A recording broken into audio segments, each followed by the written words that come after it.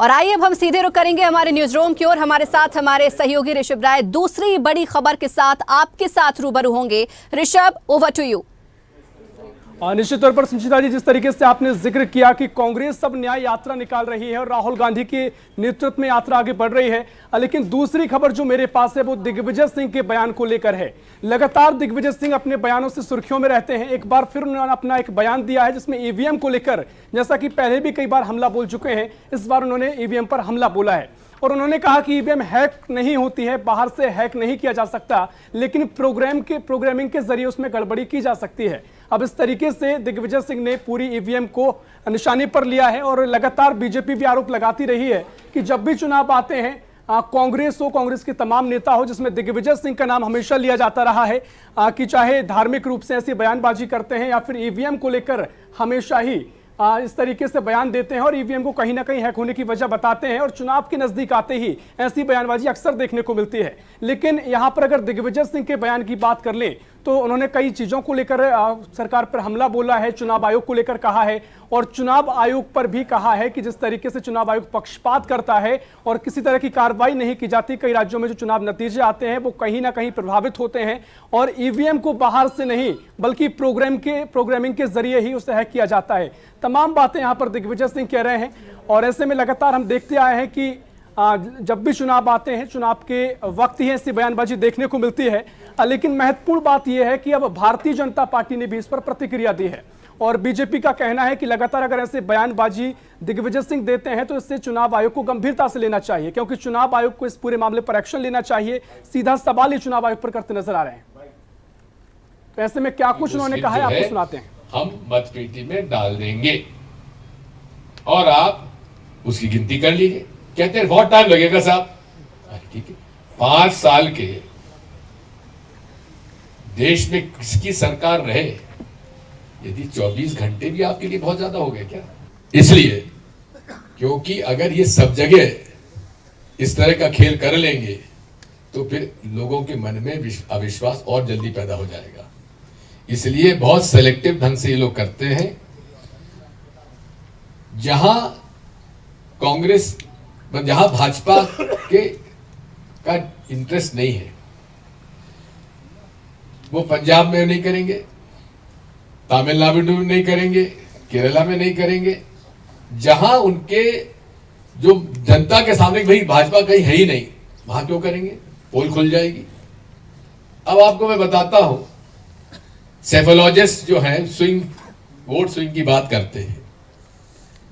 2009, 2014 और 2019 भाजपा का वोट में जो स्विंग हुआ है 15% से ज्यादा स्विंग हुआ है। 2-4% का स्विंग तो सामान्य हम मानते हैं, 10% तक ठीक हो जाएगा, लेकिन 25 और 30% स्विंग कभी हुआ है चुनाव में? ये असंभव है। इसलिए ये चुने हुए कॉन्स्टिट्यूएंसीज में हमारी 230 सीटों पे नहीं किया इन्होंने, लगभग 120 और 130 सीटों पर इन्होंने किया है और 10% का स्विंग किया है। और 10% का स्विंग इंडिया टुडे ने भी बताया कि साहब लाडली बहना का 10% का स्विंग था। तो इसलिए कुछ सीटों में हम लोग 30,000 40,000 से जीत रहे हैं और कुछ सीटों में हम लोग 60,000 से हार रहे हैं, 70,000 से हार रहे हैं, 1 लाख से हार रहे हैं। तो बात वही है साथियों, आज हमारी लड़ाई लोकतंत्र और संविधान के लिए है और इसमें आप सबका सहयोग की आवश्यकता है। माननीय निर्वाचन आयोग को खुद होकर सो मोटो एक FIR दर्ज करनी चाहिए कि ये भारत की जनता में भ्रम भी पैदा कर रहे हैं और निर्वाचन की पद्धति को बदनाम कर रहे हैं। और दिग्विजय सिंह जी से दूसरा मेरा सवाल है कि जब आपको लगता है कि ईवीएम में गड़बड़ी हो सकती है तो आपके अपने बेटे राधोगढ़ से जीते हैं तो क्या वो गड़बड़ी से जीते हैं? या आपकी कर्नाटक में सरकार बनी है तो तब वहाँ नहीं था, ईवीएम नहीं थे कर्नाटक में, काहे से वोट डला? तो वहाँ की पूरी सरकार से क्या इस्तीफा दिलवाएंगे? या कांग्रेस के अन्य जो नेता जीते हैं उनसे इस्तीफा दिलवाएंगे? इसलिए फिर कहना है कि राजनीतिक स्वार्थ के वशीभूत होकर भारत के लोकतंत्र को और भारत के निर्वाचन आयोग को चैलेंज नहीं करना चाहिए। और निर्वाचन आयोग से आग्रह है मेरा कि दिग्विजय सिंह जी के खिलाफ FIR दर्ज करनी चाहिए। देखिए, दिग्विजय सिंह के आज के इस असफल प्रयास के मैं दो मंतव्य समझता हूं। एक तो वो मध्य प्रदेश में प्रासंगिक बने रहने के लिए और अपने पुत्र को स्थापित करने के लिए इस तरह के स्वांग षड्यंत्र रचते रहते हैं। दूसरा, जो प्रत्याशित हार 29 लोकसभा सीटों में और पूरे देश में जो कांग्रेस की होने वाली है, उसको बचाने के लिए, गांधी परिवार को उस हार का ठीकरा ना फूटे, उससे छुपाने के लिए आज ईवीएम पर दोष उन्होंने मढ़ना शुरू किया है। पहले कांग्रेसी हारने के बाद ये दोष मढ़ते थे। तरीके से दिग्विजय सिंह का ये पूरा बयान था और साथ ही भारतीय जनता पार्टी की ओर से भी इस पर पूरा हमला बोला गया है, निशाना साधा गया है।